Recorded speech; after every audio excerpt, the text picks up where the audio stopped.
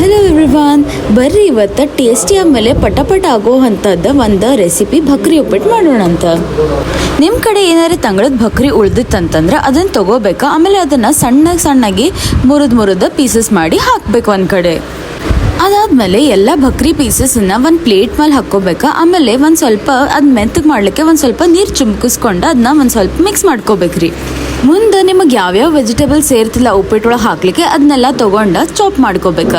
ನಾ ಇಲ್ಲೇ ಬರೀ ಸಿಂಪಲ್ಲಾಗಿ ಉಳ್ಳಾಗಡ್ಡಿ, ಟೊಮ್ಯಾಟೊ ಮೇಲೆ ಮೆಣಸಿನ್ಕಾಯಿ 3 ತೊಗೊಂಡಿನಿ. ಉಪ್ಪಿಟ್ಟಿನ ಒಗ್ಗರಣೆ ಮಾಡಲಿಕ್ಕೆ ಮುಂಚೆ ಒಂದು ಬಾಳ್ನಿ ತೊಗೋಬೇಕು. ಆಮೇಲೆ ಅದರೊಳಗೆ ಎಣ್ಣೆ ಹಾಕ್ಬೇಕು.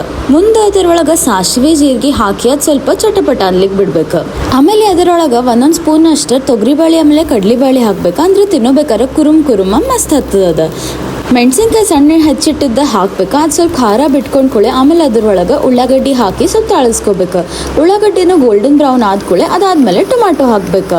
ಟೊಮ್ಯಾಟೊನ ಸ್ವಲ್ಪ ಚೆಂದಾಗಿ ಬೆಂದ್ಕೊಳ್ಳೆ. ಅದ್ರೊಳಗೆ ನಮ್ಮ ಟೇಸ್ಟ್ ಪ್ರಕಾರ ಸ್ವಲ್ಪ ಉಪ್ಪು ಹಾಕ್ಬೇಕು. ಆಮೇಲೆ ಅರಿಶಿಣದ ಪುಡಿ ಹಾಕ್ಬೇಕು.